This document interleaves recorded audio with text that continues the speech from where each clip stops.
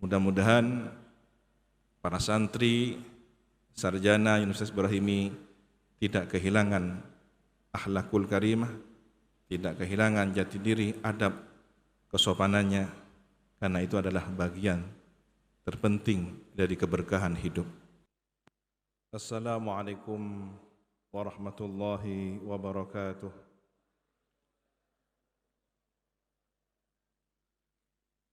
Bismillah walhamdulillah, wassalatu wassalamu ala rasulillah Sayyidina Muhammad ibn Abdullah wa ala alihi wa sahbihi wa mawalah. La hawla wa la quwwata illa billahil aliyyil azim. Qala rabbi shrah li sadri wa yassir li amri wahlul 'uqdatam min lisani yafqahu qawli. Amma ba'd. Yang kami hormati keluarga besar Pondok Pesantren Salafiyah Syafi'iyah Sukoharjo, yang kami hormati Bapak Adi Mudhafir hafizahullah ta'ala wa ra'ah, yang berbahagia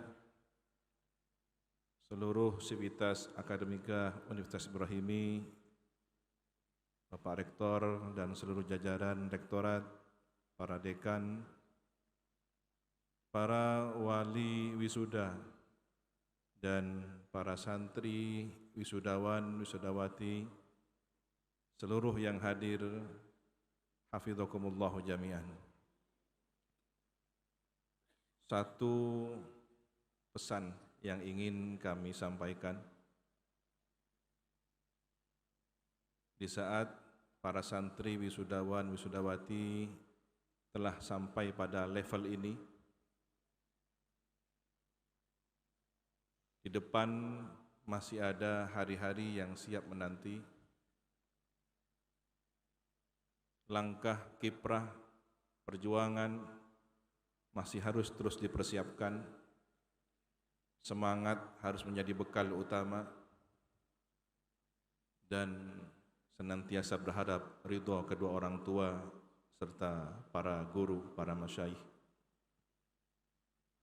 Apa yang ingin kami sampaikan? Seringkali dikatakan adab mendahului ilmu, al-adab qabla al-ilmi. Apa maksud dari pesan nasihat ini? Bukankah adab itu sendiri adalah ilmu? Maka kita perlu menyimak penjelasan Imam Ibnu Hajar Al-Asqalani. Beliau pemilik karya monumental Fathul Bari, syarah Sahih Al-Bukhari, membuat satu deskripsi pemahaman tentang makna al-adab secara sederhana namun sangat bernilai luar biasa. Al-adab al-akhdhu bimakarimil akhlaq. Adab itu adalah mengambil akhlak termulia. Ada sekian banyak karakter baik, namun di antaranya ada yang terkategorikan makarimil akhlak, akhlak-akhlak yang mulia. Kemudian dalam kitab Madarijus Salikin, Imam Ibnul Qayyim Al-Jauziyah mengatakan ilmul adab, ilmu tentang adab yang menurut kami lebih tepat kepada sopan santun, huwa ilmu islahil lisan wal khitab, ilmu tentang memperbaiki lisan dan cara berbicara, cara tepat menyampaikan pesan, dan memperbaiki pilihan-pilihan kosakatanya, serta memperbaiki kesalahan-kesalahan yang memang harus dihindari dalam memilah kata per kata. Sedangkan al-adab secara luas dapat kita pahami menjadi dua bagian. Akhlak, karakter, adab. Ada yang secara tabi'iyun, merupakan anugerah Allah Subhanahu wa taala yang membekali setiap manusia sejak kelahirannya. Sedangkan ada yang disebut dengan adabun yaktasibuhul insan, adab yang melalui proses belajar yang dilakukan oleh manusia, belajar kepada min ahlil fadli wal ilmi, ahlul fadli wal ilmi, mereka yang memiliki keutamaan dan memiliki keluasan ilmu, sehingga transfer keteladanan diperoleh dari sosok yang patut digugu dan ditiru. Pentingnya persoalan adab ini tentu menentukan pencapaian akhir perjalanan spiritual seseorang. Sebelum lebih jauh, kita dengarkan beberapa kalam, akwal, pendapat para ulama. Setidaknya ada 7. Yang pertama, nasihat dari Imam Sufyan Ats-Tsauri bahwa dahulu generasi awal dari umat ini ketika akan mencatat hadis, berarti ilmu yang bersifat informatif, akhbar tentang baginda Nabi Muhammad SAW, kejadian, peristiwa di seputar kehidupan beliau. Sebelum menulis hadis, ulama kita terdahulu ta'addaba wa ta'abbada, beradab lebih dahulu, beribadah.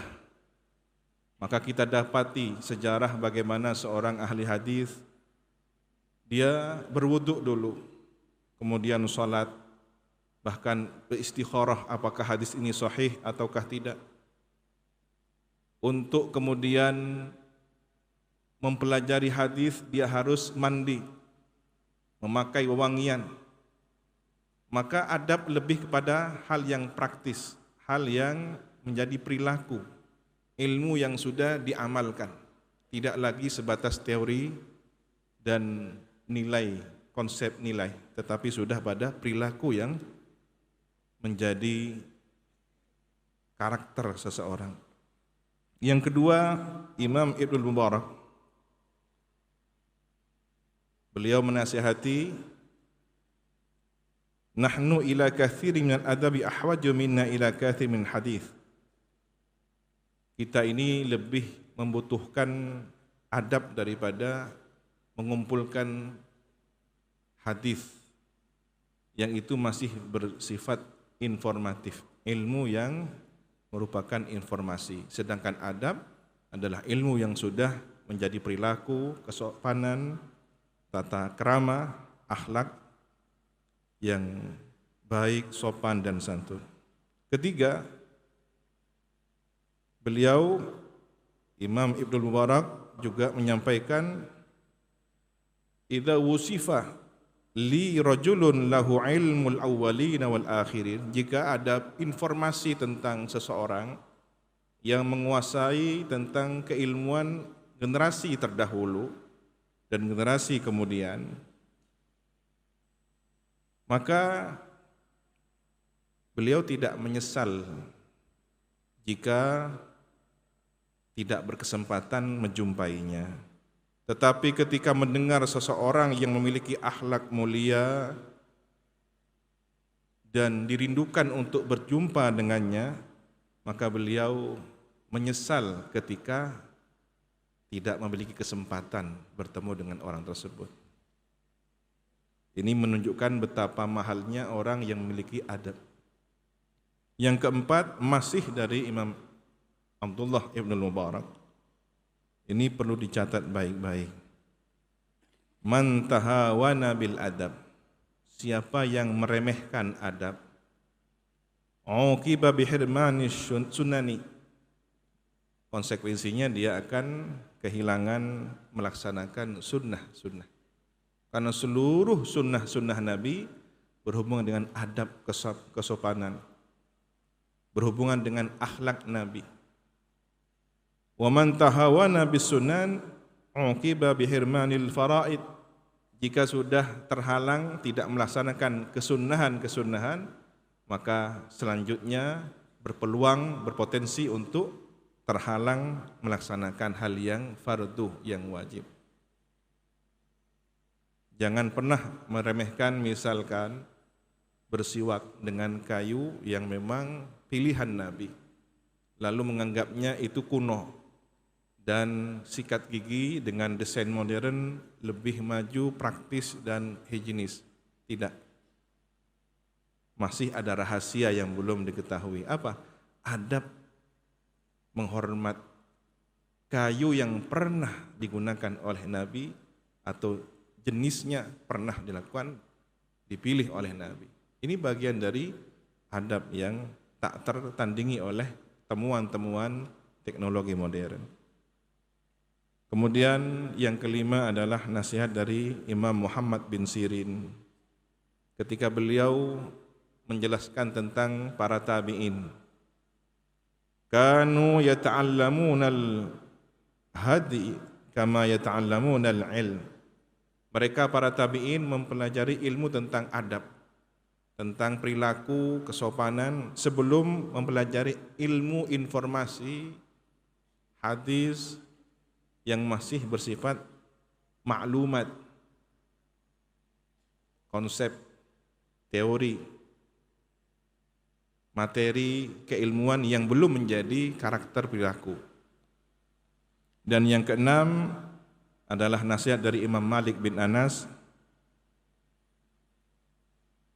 Beliau menyampaikan kepada seorang pemuda dari bangsa Quraisy, "Ya bna akhi, wahai anak saudaraku, ta'allamil adab qabla an tata'allamal ilm." Belajarlah adab sebelum belajar ilmu. Artinya apa? Adab itu ilmu yang perlu dipelajari, tetapi lebih kepada ilmu yang dipraktekkan tentang kesopanan, perilaku. Sehingga dari sinilah kita memahami bagaimana pondok pesantren Salafiyah Syafi'iyah dengan kekhasan ajaran para masyayikhnya lebih mendahulukan adab sebelum ilmu. Yang terakhir masih nasihat dari Imam Malik bin Anas, haqqun ala man talab al-ilm an yakuna lahu waqarun wa sakinah wa khusyah. Jadi seorang yang berpredikat sebagai pencari ilmu harus memiliki sifat tenang secara fisik, ya, tenang secara batin, cara berfikirnya, dan ada khusyah, rasa takut yang mendalam kepada Allah Subhanahu wa taala. Sehingga dari sinilah kemudian dia bisa menghormat keilmuan para generasi terdahulunya. Tidak seperti yang terjadi pada sekelompok orang yang sudah merasa intelektual, berwawasan, lalu mensejajarkan dirinya dengan ulama terdahulu. Wal'iyadzubillah. Bahkan yang masih menjadi keprihatinan, ada di antara di sekitar kita, mungkin maksudnya untuk menjelaskan, tetapi ada adab yang hilang ketika dia sudah menjadi sarjana. Kemudian ada hal yang secara perilaku kejadian menurunkan gengsinya, dan itu menimpa kedua orang tuanya atau salah satu dari orang tuanya. Mungkin karena terlihat